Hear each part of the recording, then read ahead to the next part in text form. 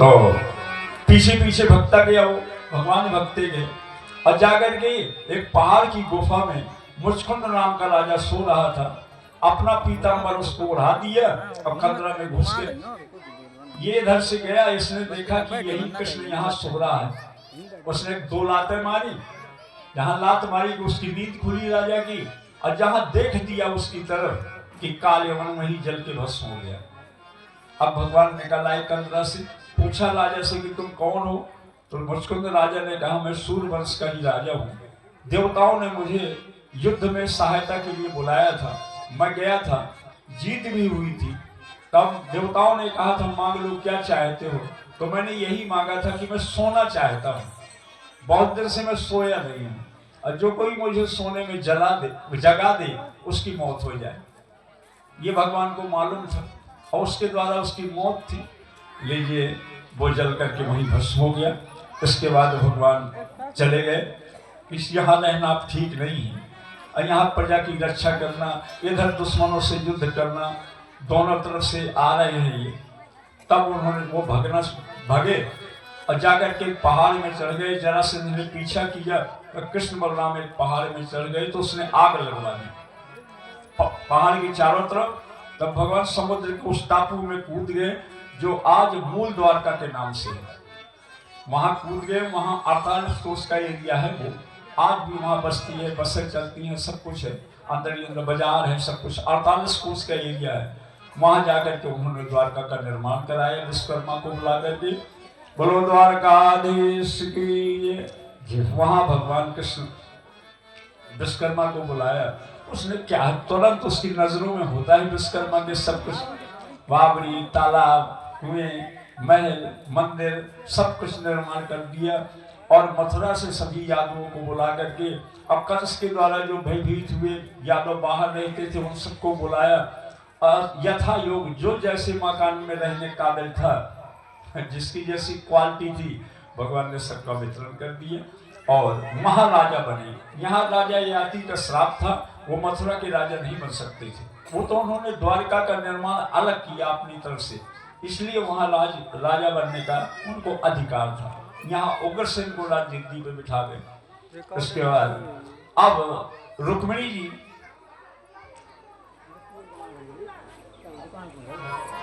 जी को पता चला भगवान के बारे में नारद जी के द्वारा कि कृष्ण ऐसे हैं, इतने सुंदर हैं, उनके ऐसे गुण हैं, तो उन्होंने मन से ही रुक्मिणी जी ने वर्ण कर लिया भगवान कृष्ण को। यह है हमारे देश की संस्कृति, मन से वर्ण कर लिया, पति मान लिया, है ना। पार्वती जी ने कहा भी है कि जन्म कोट लग रगर हमारी, अबरों संभुनत रहो कुंवारी। यह है हमारे भारत की नारियों की संस्कृति। एक पति का वर्ण कर लिया, लीजिए खत्म, आज जीवन पति के न लेने पे ऐसी बैठी रहती है, पर दूसरा पति का वर्ण नहीं कर सकती। लीजिए, भगवान कृष्ण के बारे में जब उन्होंने सुन रखा तो मन से उन्होंने वर्ण कर लिया। अब ये जो है रुक्मिणी जी के 4 भाई भी थे। ये भीष्मक की पुत्री है, विदर्भ देश की है। और इनका जो बड़ा भाई था, अब उनके नाम क्या थे? रुक्म और रुक्मेश, रुक्मकेश, रुक्मरथ, ऐसे उनके नाम थे। बहन का नाम था रुक्मिणी, बहन एक ही थी। जो बड़ा भाई था वो शिशुपाल के साथ में विवाह करना चाहता था कि मैं अहीरो के यहाँ थोड़ी विवाह करूंगा अपनी बहन का। लेकिन जो भीष्मक राजा थे वो तो चाहते थे कि पुत्री की वहां इच्छा है तो कृष्ण के साथ ही इनका वर्ण कर दिया जाए। अब तीसरे दिन ही, आज के बाद तीसरे दिन ही स्वयंवर होना था। सब जगह राजाओं को न्योता भिजवा दिया, शिशुपाल के यहाँ भी लगन भिजवा दी। शिशुपाल जो है वो मौरमा निकल के आ रहा था बारात लेकर के। इधर रुक्मिणी जी ने सोचा कि ये तो गड़बड़ हो रहा है, तो ब्राह्मण को बुलाया और ब्राह्मण को बुला करके एक पत्री लिखी भगवान के नाम, उसमें संदेशा लिखा, उनको द्वारका भिजवा दिया कि ब्राह्मण देवता आप जल्दी जाएं। और पहले क्या था, कुछ ऐसा था भी कि ब्राह्मण ही जाते थे लड़का ढूंढने, जहां निश्चित कर देते थे वहां माता पिता स्वीकार भी कर लेते थे। ऐसा भी अपने जमाने में भी रहा है, पुराने समय। राजा महाराजाओं के लिए ब्राह्मण जाते थे, वही निश्चित कराते थे लड़का। अब आज तो बड़ा कठिन है, आज का तो सिस्टम ही बदल गया। लड़का देखने जाएंगे घर भर, और लड़की देखने भी घर भर जाते हैं। लड़की देखने लड़का जाएगा, माता पिता जाएगा, बहनें जाएंगे, यार दोस्त जाएंगे। बताओ कितना बड़ा वो हो गया है, विकृति हो गई है समाज में। लड़की कोई ऐसी चीज है क्या कि उसको इतने लोग जा करके देखें?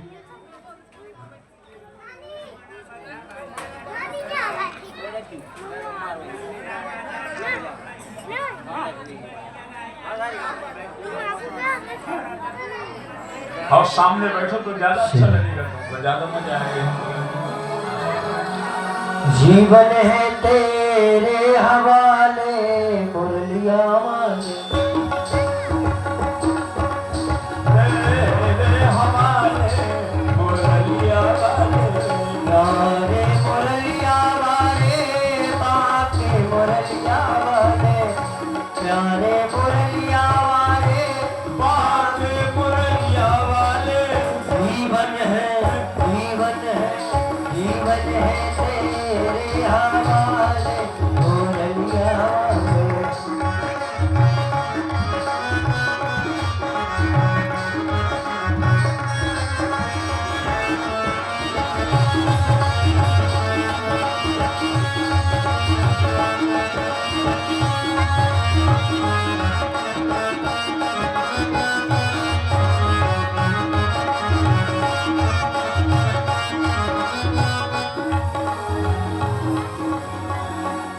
कठपुतली तेरे हाथ की, हम कठपुतली, हम कठपुतली, हम कठपुतली तेरे हाथ की। चाहे तुझे से न जाने मुरलिया वाले, जीवन है तेरे हवाले मुरलिया वाले।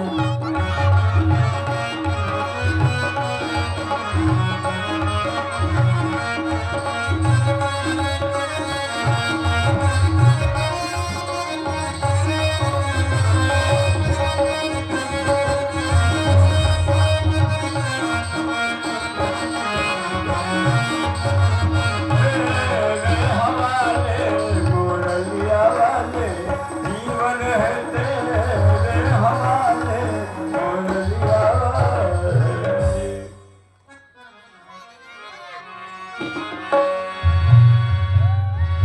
वृंदावन बिहारी लाल की जय। लीजिए, ब्राह्मण देवता पहुंचे। वैसे तो चक्र सुदर्शन द्वारका के ऊपर घूमता रहता था, भगवान का आदेश था कि कोई वैसे नहीं आ पाए, लेकिन ब्राह्मण संत आ जाए, उन्हें मत कुछ रोकना। ब्राह्मण है, पहुंच गए, भगवान के भवन में गए। भगवान ने उनका देवता की तरह सम्मान किया, उनके चरण धोए, भोजन कराया, पान बीड़ा खिलाया, उनके चरण दाबने लगे।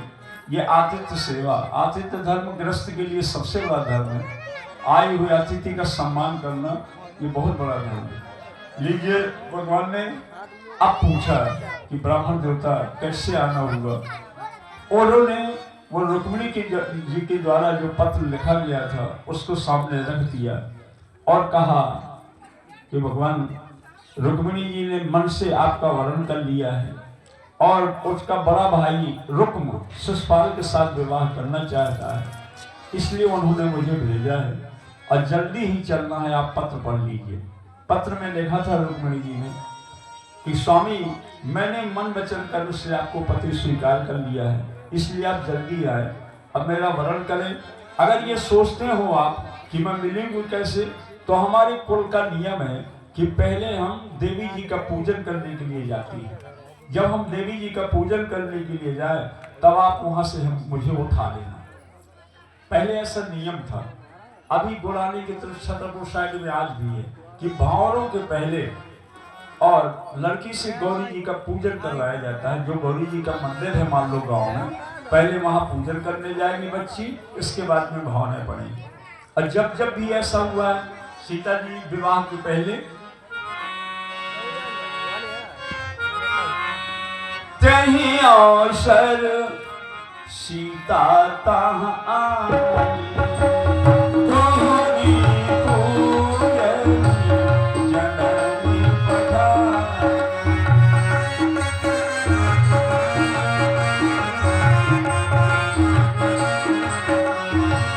गौरी पूजन जननी पठाई।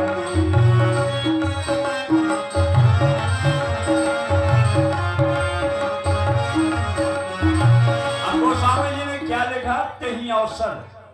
यहाँ रामचरितमानस के बहुत बड़े बड़े विद्वान हैं छानी में, जरा समझे इस बात को कि अवसर शब्द क्यों लिखा, कौन से अवसर में?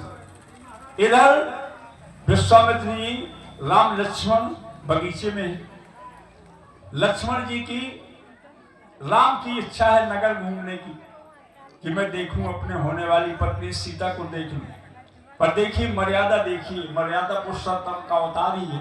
तो क्या कहते हैं भगवान राम विश्वामित्र जी से कि लाथ लखन पुर देखन चाही।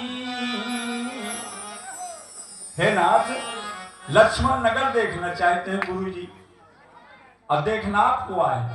तब गुरु जी ने कहा क्यों लक्ष्मण तुम नगर देखना चाहते हो? बोले नहीं तो। बोले क्यों राम तुम कहते हो लक्ष्मण नगर देखना चाहते हैं? और लक्ष्मण तो कहता है मैं नहीं देखना चाहता। बोले देखना तो चाहता है गुरु जी, पर एक बात है ना। बोले कौन सी बात है?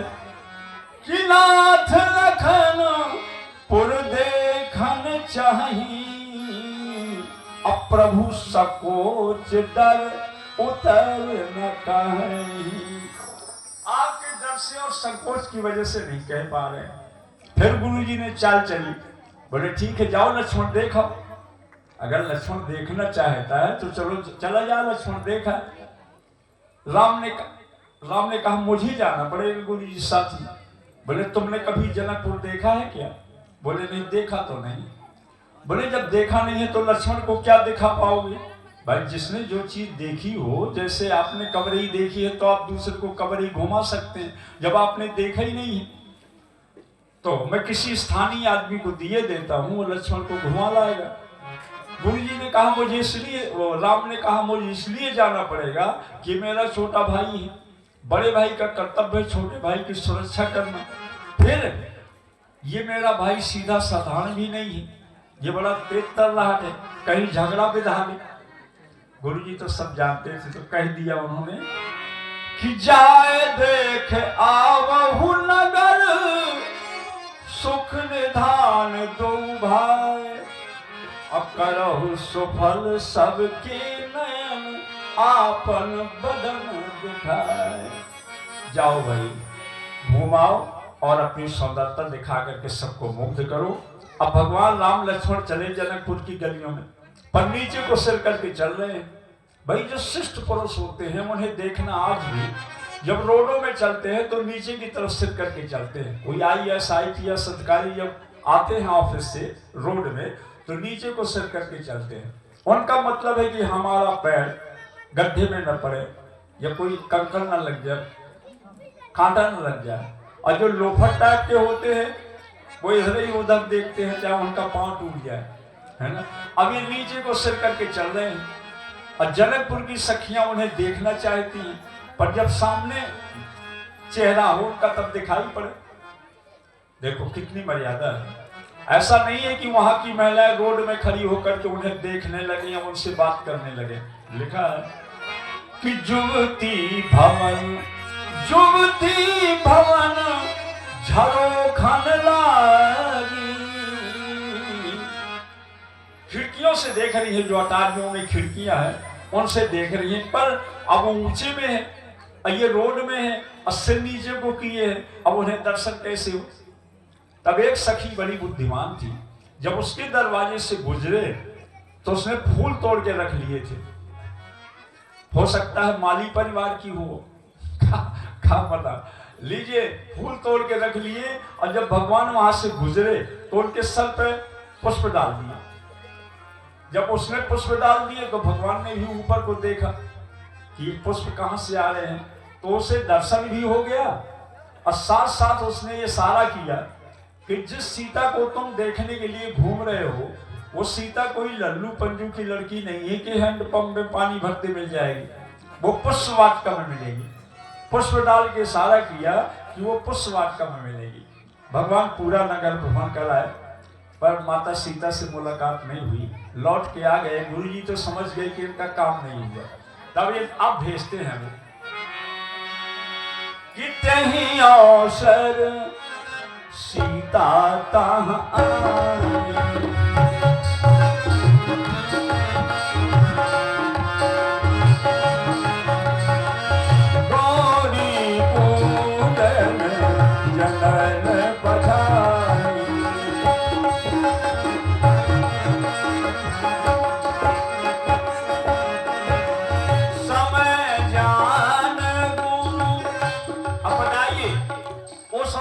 भेजा इधर से विश्वामित्र जी ने समय जान करके। समय क्या जाना? सीता के बगीचे में आने का समय जान करके। समय जान गुरु आय सुपाई अलेन प्रसून चले दो भाई।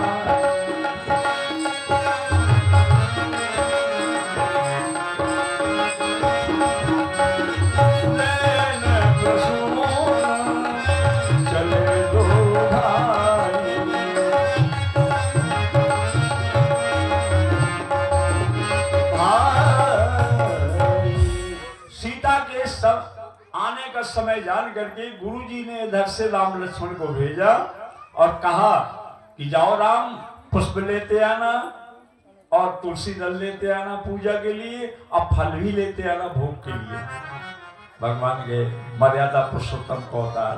पहले तो बगीचे में जब पहुंचे तो क्या किया उन्होंने कि चहुदिस चिते पूछ माली गन। पहले वो पूछते हैं कि भाई माली कौन है बगीचे का। देखो हमने कहा माली के यहाँ भैया के यहाँ सैनी के यहाँ पुराण बाँच रहे हैं। चलो रामायण में उनका नाम तो निकाले ही तो लीजिए रामायण में उनका नाम है कि चहुदिस चिते पूछ माली गन। पहले भगवान ने पूछा भैया माली कहाँ है बगीचे का। लीजिए आ गया। बोले क्या है? बोले हम पुष्प चाहिए और फल चाहिए, तुलसी दल चाहिए। बोले आप ही का बगीचा है। क्योंकि जनकपुर में सभी संत थे। वहां तो ये लिखा है रामायण में कि कोई भी ऐसा व्यक्ति नहीं था जो वहां असंत हो। शुद्ध संता पवित्र और संत थे। लंका में 2 संत थे, सब असंत थे। कौन कौन? त्रिष्टा और विभीषण, ये 2 संत थे, बाकी सब असंत थे। अयोध्या में 2 असंत थे, बाकी सब संत थे। कौन? मंथरा और कैकेयी। कैकेयी तो बेचारी बदनाम आई हुई है, असंत नहीं थी पर वो काम उसने असंत जैसा किया इसलिए असंत कहना पड़ रहा है। तो अयोध्या में 2 असंत थे, बाकी सब संत थे। लंका में 2 संत थे, बाकी सब असंत थे। और जनकपुर में सभी संत थे, वहां कोई असंत था ही नहीं। माली ने कह दिया। अब वहां माता जी पहुंची पूजन करने गौरी जी के मंदिर में। इधर वो सखी जिसने पुष्प डाल के इशारा किया था वो क्या कहती है? एक सखी सिय संग बिहारी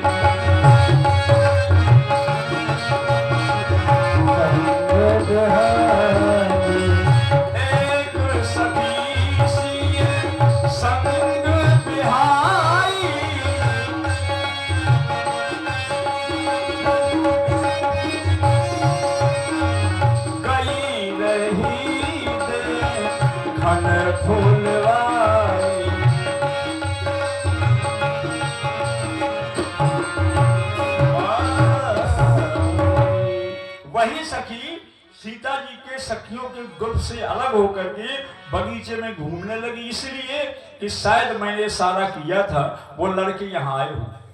जहाँ वो पहुंची उसने भगवान का दर्शन किया कि उसका शरीर पूरा रोमांच हुआ है हमारे प्रेम के और आंखों से आंसू बहने लगे, पागल सी हो गई। अब आकर के यहाँ आई जहाँ माता सीता थी और कहती हैं महारानी जी आप गौरी जी का पूजन बाद में कर लेना। गौरी जी तो मंदिर में बैठी हैं, कहीं नहीं जाएंगी, लेकिन वो लड़के जा सकते हैं, देखने लायक हैं वो। पर देखिए मर्यादा पुरुषोत्तम क्या मर्यादा का तो अवतार है, और सीता जी ऐसे नहीं चल देती। किसी लड़की का किसी विवाह के पूर्व किसी लड़की